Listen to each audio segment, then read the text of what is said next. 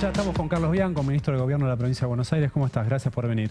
Gracias a ustedes. Bienvenido. Gracias. Si bien ya van quedando viejos los análisis, los balances, simplemente para empezar, ¿qué balance consolidado tenés a 3-4 días de las elecciones? Mira, por un lado, en la provincia de Buenos Aires, en la última elección sacamos más o menos los mismos votos. Si uno descuenta extranjeros, sacamos más o menos los mismos votos que en el 7 de septiembre. Creo que son más o menos 120, 125 mil votos menos. Por lo tanto, ahí no tuvimos una sangría de votos respecto de la elección anterior. Lo que sí sucedió es que hubo 900.000 votos aproximadamente más para La Libertad Avanza, y eso se compone de dos partes. Por un lado, unos 600.000 votos que habían votado otras fuerzas políticas, particularmente fuerzas seccionales que habían estado impulsadas por intendentes o radicales o, bueno, peronismos disidentes, digamos, o ex candidatos o del PRO, etcétera. No sé, Somos, Hechos en la segunda sección electoral. Todo, al no haber terceras fuerzas potentes en las secciones electorales como sí hubo en las elecciones de septiembre, todos esos votos se canalizaron. La única opción, digamos, no peronista potente era La Libertad Avanza, así que todos esos votos que habían sido de Somos y de Hechos fueron directamente a La Libertad Avanza, y después hubo un poco más de participación. Si vos también le descontás la participación de extranjeros, hubo unos 4 puntos más de participación de nativos, y el grueso fue también a La Libertad Avanza. O sea que hubo mucha gente que en septiembre no fue a votar, y ahora sí fue a votar y votó a La Libertad Avanza. Mi interpretación es que en general hay más gente que va a votar en las elecciones nacionales que en las elecciones provinciales. Tienen otro atractivo, tienen otra publicidad. Capturar ni un votito de los nuevos. Qué sé yo, alguno habrá ido, pero mayoritariamente fue a La Libertad Avanza. No sé, todavía no tengo claridad sobre ese tema, porque como te decía, nosotros sacamos más o menos la misma cantidad de votos, o sea que tuvimos más o menos el mismo apoyo. Yo creo que también, probablemente también en esos votos, fundamentalmente en esos votos, hubo un voto precautorio, por ponerle alguna etiqueta. Tengamos en cuenta que para esta elección directamente participó Trump. Mandó a llamar a votar a Milei Trump, diciendo que si no ganaba Trump no había más dólares para la Argentina, y que eso todo el mundo sabía que iba a ser un gran caos económico al otro día. La amenaza del lunes negro. Y parecería que sí, sobre todo cuando vos hablás con algunos sectores de comerciantes, de algunas pymes, etcétera. Estaban muy preocupados por lo que pasaba el otro día, en una situación de gran fragilidad económica, comercial para esos sectores.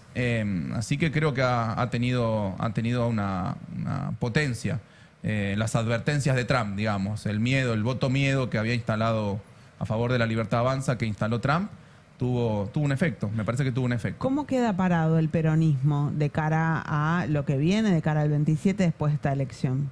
Mira, el peronismo de la provincia de Buenos Aires, a ver, te lo voy a poner en unos términos bien sencillos.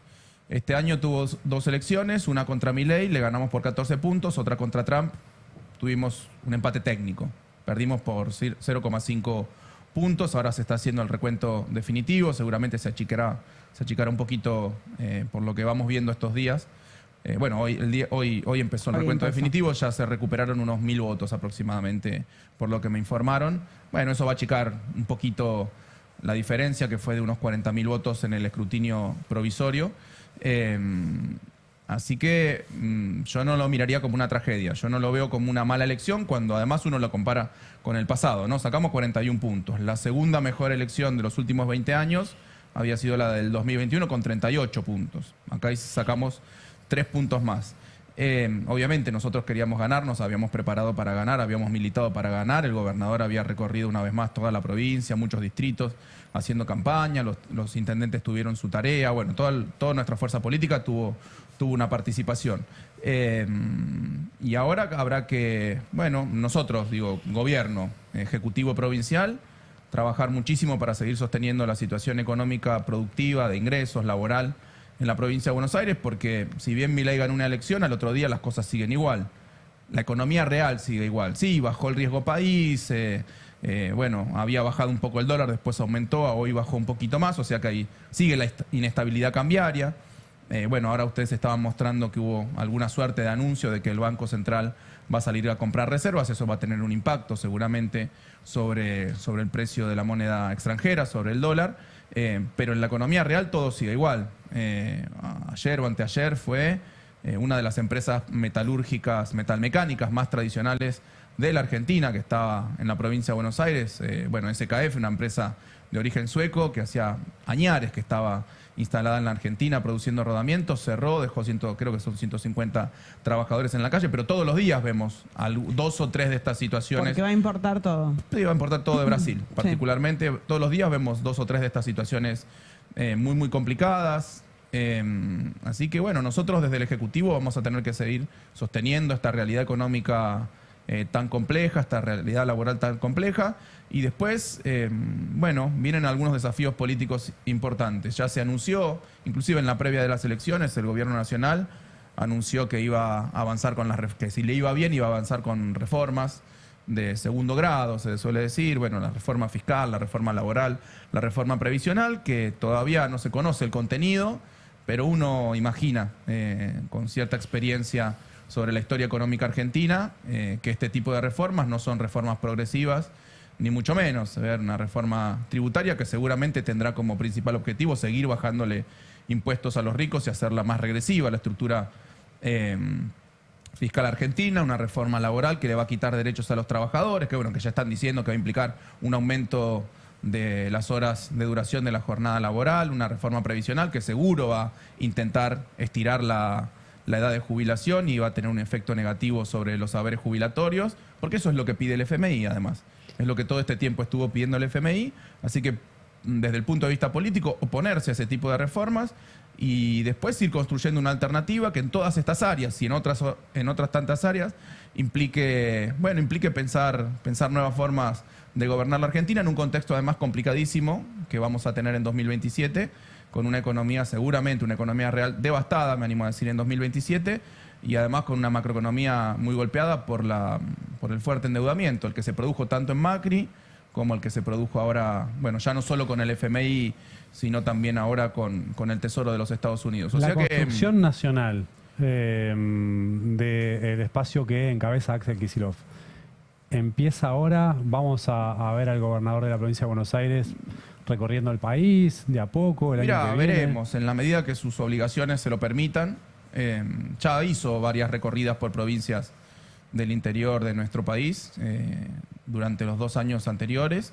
Seguramente estará haciendo alguna otra recorrida, tiene algunas invitaciones pendientes de algún que otro gobernador o algunas tareas de cooperación que nosotros venimos haciendo que no fueron lanzadas formalmente, pero la construcción política la iremos haciendo muy de a poco, repito, y en la medida que las obligaciones que tenemos en la provincia de Buenos Aires lo permitan. Lo que sí te digo es que ya veníamos teniendo, y ahora creo que se profundizó después del domingo. Te lo digo también en términos personales, porque por mis redes, por mi WhatsApp, etcétera, me llegan permanentemente mensajes de compañeros del interior de dirigentes, en muchos casos, pero también de compañeros del territorio del interior de la Argentina, queriendo empezar a trabajar para construir una alternativa para 2027.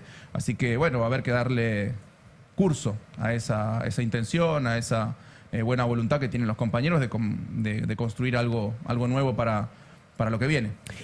Vos estabas recién acá en el estudio cuando nosotros estábamos terminando el análisis de apertura y nosotros repasábamos algunas conversaciones, declaraciones vinculadas al debate que se abre ahora en el peronismo de cara al 27.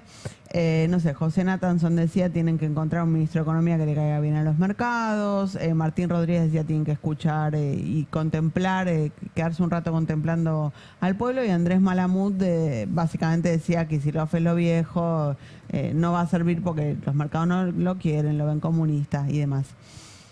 ¿Cuál tiene que ser la discusión en el peronismo? ¿Son esas las discusiones que se tienen que dar en el peronismo? ¿Son otras? ¿Qué ves vos?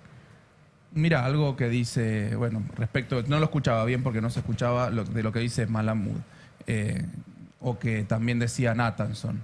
Yo creo que hay que buscar un candidato, un ministro de Economía, o funcionarios, no que le gusten a los mercados o al capital internacional. Son candidatos que tiene que elegir el pueblo argentino y hay que preparar un programa de gobierno para el pueblo argentino. Obviamente que eso no implica tener posiciones que van en contra de las inversiones, que van en contra de la producción, sino al contrario. Sí que van en contra de meramente un esquema de timba financiera. Eso sí, hay que trabajarlo. Yo lo que digo, hay que tener un ministro de Economía que sea responsable, que sea serio, que asegure la estabilidad macroeconómica, pero que además tenga una macroeconomía que favorezca la producción, no que favorezca la timba y la especulación. Eso digo yo. Bueno, te lo digo, en nuestra provincia de Buenos Aires tenemos un ministro de Economía, Pablo López, que todo este tiempo ha tenido equilibrio fiscal. En la provincia de Buenos Aires tenemos equilibrio fiscal todos los años.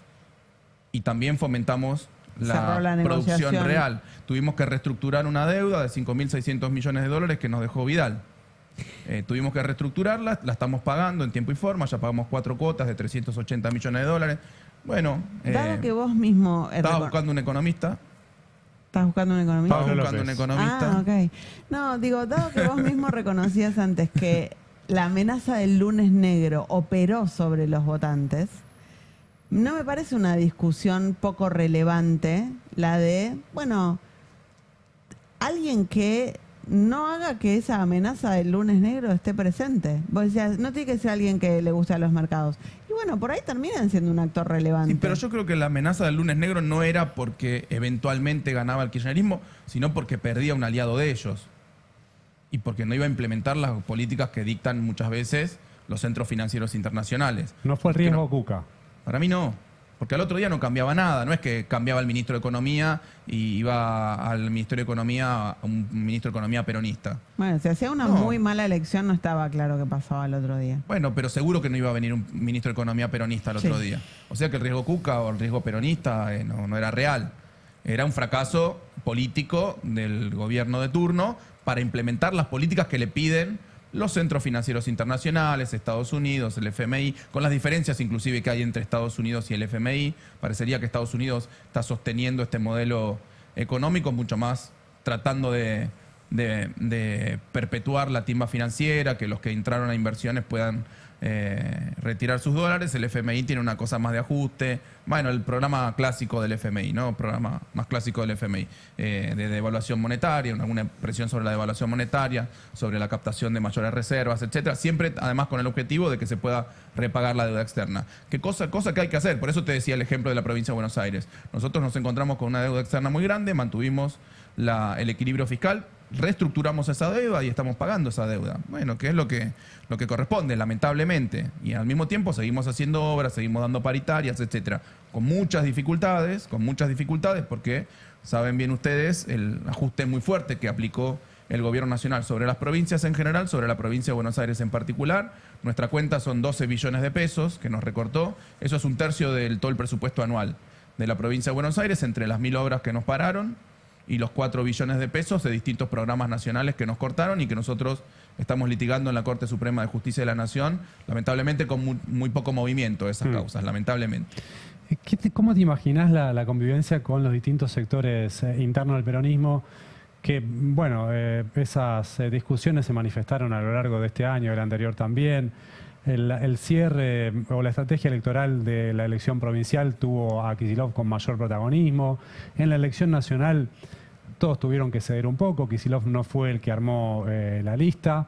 Hacia adelante, esa construcción del espacio que encabeza Kicillof, ¿te la imaginás autónoma, en negociación permanente con esos otros sectores? Mira, yo creo que cada uno de los sectores va a ir construyendo su camino y a mí me parece bien. Obviamente que vamos a seguir compartiendo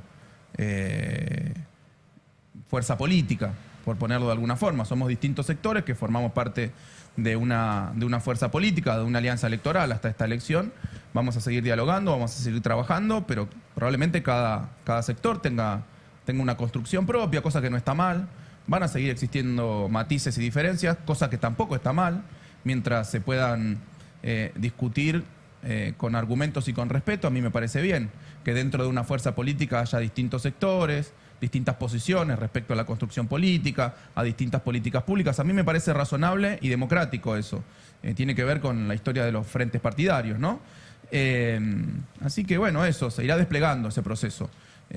Yo creo que vamos a tener que seguir trabajando, dialogando mucho para poder llegar con una alternativa posible y potable para el 2027.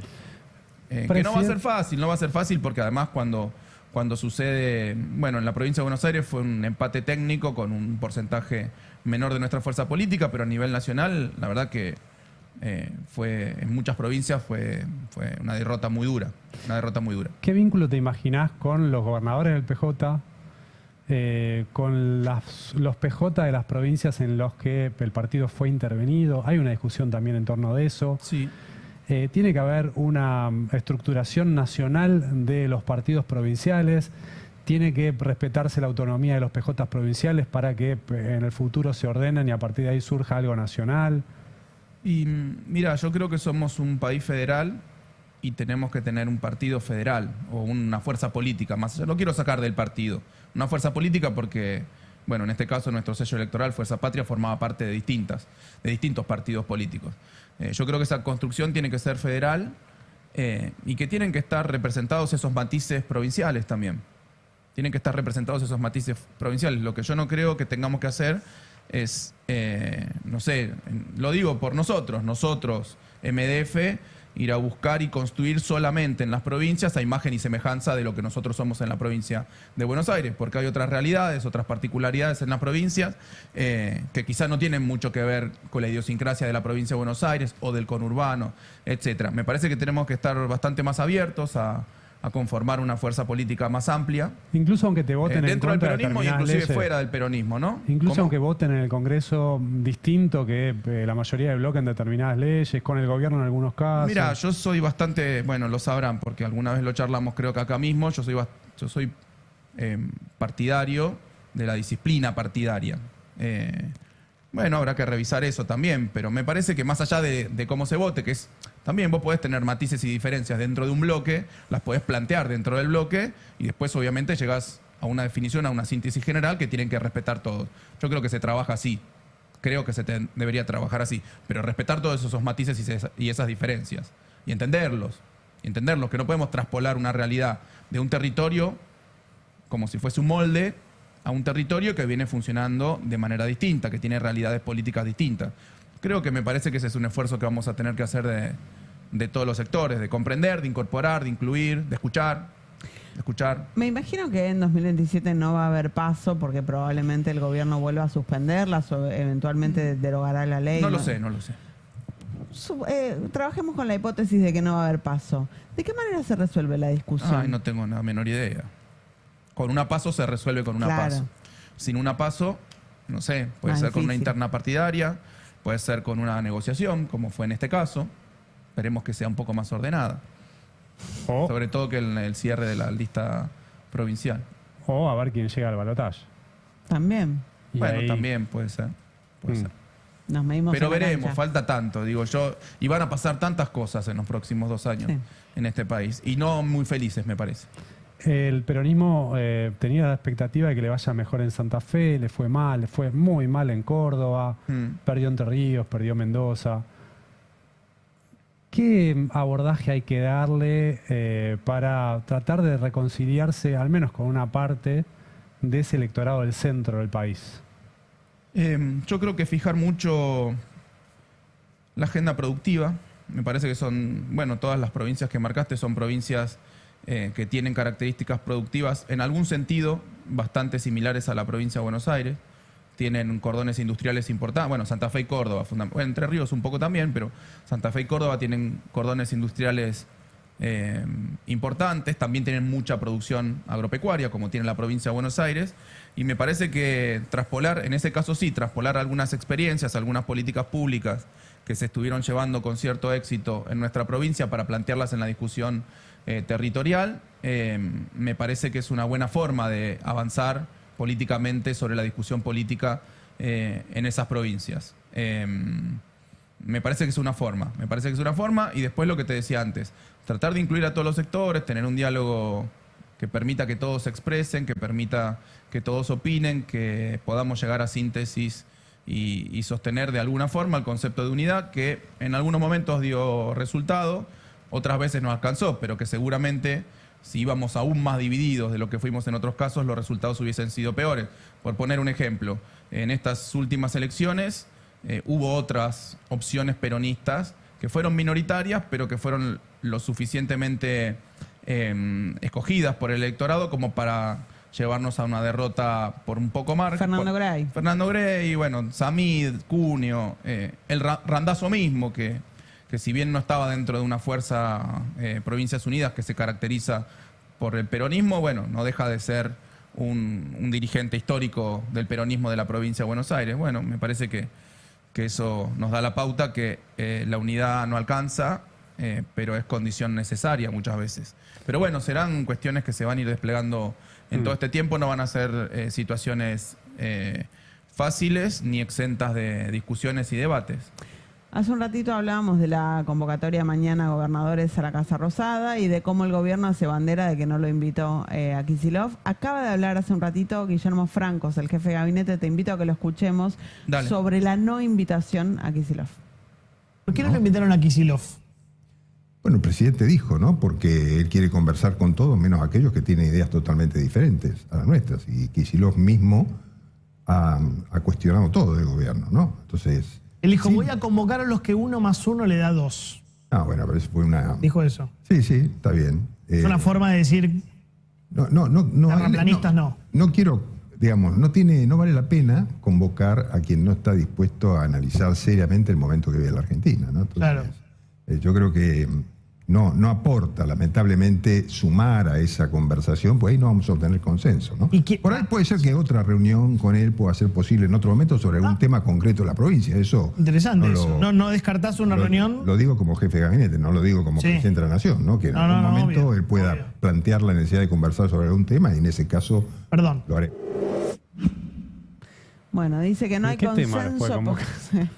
No, nos pueden convocar para explicarnos por qué nos sacaron 12 billones de pesos. Y nosotros iríamos con mucho gusto a que nos expliquen esa situación. Se lo he reclamado varias veces al jefe de gabinete y me dijo que lo iba a ver, pero no, se ve que no lo vio. Se ve que no lo vio.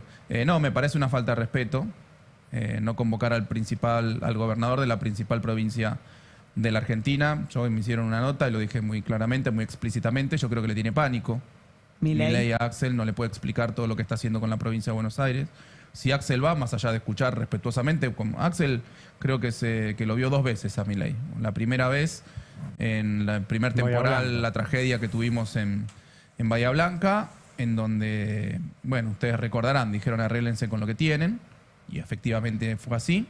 No dio ningún tipo de asistencia. Los bahienses los siguieron votando igual. Sí, les cortó el tren. Bueno, los bahienses se tendrán que explicar a sí mismos, pero bueno, yo no voy a hacer un estudio antropológico de Bahía Blanca porque tampoco conozco demasiado las particularidades.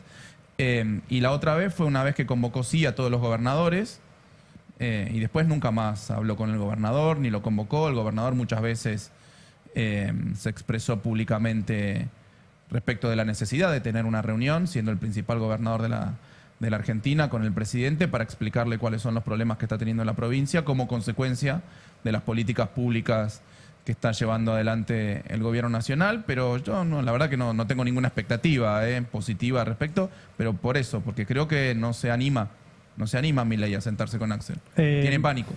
La última. Ahora vence en diciembre el mandato del presidente del PJ de la provincia de Buenos Aires, Máximo Kirchner.